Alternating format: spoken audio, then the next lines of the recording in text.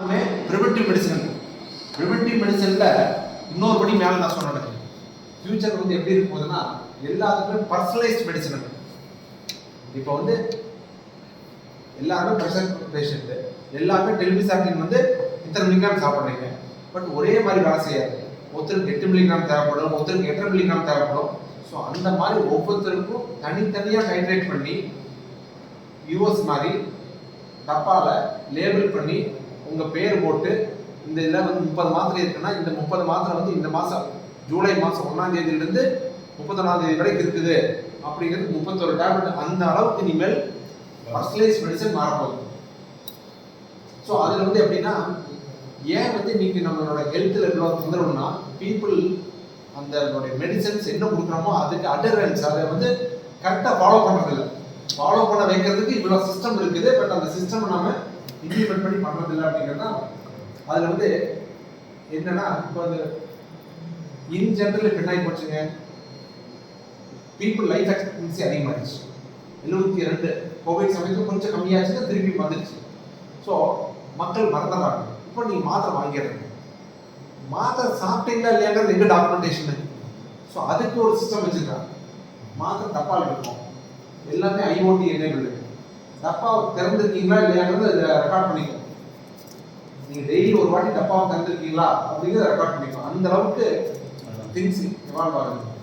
இப்போ வந்து பார்த்தீங்கன்னா வயசானவங்க வீட்டில் தனியாக படுத்துருக்காங்க, ஸ்மார்ட் பெட்டு, சரி ஸ்மார்ட் பெட்ஷீட், அது என்ன பண்ணுது, நம்மளுடைய ஸ்லீப்பிங் பேட்டர்னை ரிஜிஸ்டர் பண்ணிக்குது.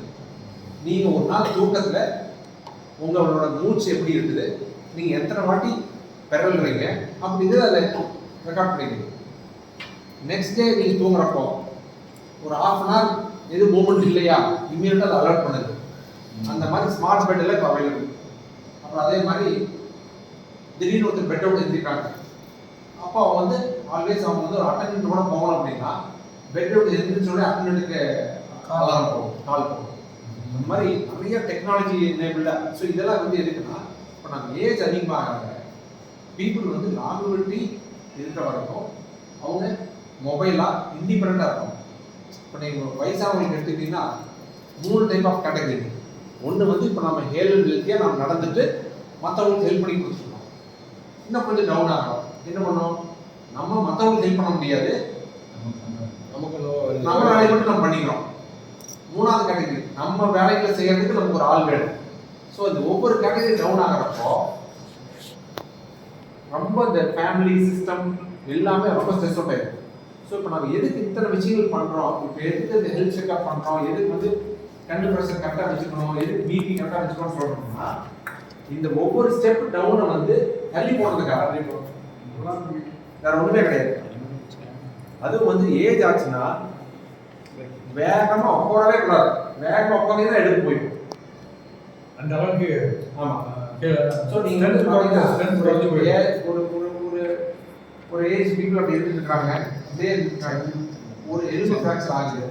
எலும்பு ஃப்ராக்சர் ஆனோடனே என்ன பண்ணுறோம், நம்ம சர்ஜரிக்கு பிளான் பண்ணுறோம், டயபர் போடுறோம், கெத்திட்டு போடுறோம்.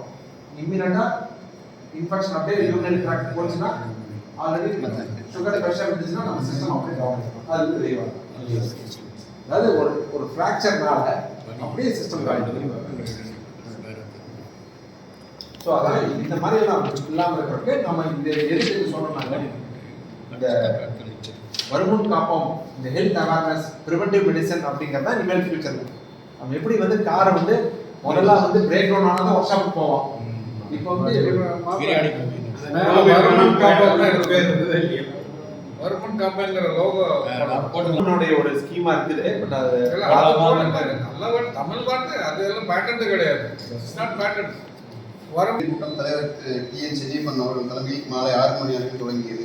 அறக்கட்டளையின் முந்தைய கூட்டத்தில் பதிவு செய்யப்பட்ட தீர்மானங்கள் வாசிக்கப்பட்டு உறுப்பினர்கள் கேட்டுக்கொள்ளப்பட்டது. அறக்கட்டளையின் பின்வரும் தீர்மானங்கள் விவாதத்திற்கு எடுத்துக்கொள்ளப்பட்டு ஏகமனதாக நிறைவேற்றப்பட்டன. 1. வரவு செலவு கணக்குகள் 1/4/2025 முதல் 27/6/2025 சமர்ப்பித்தல்.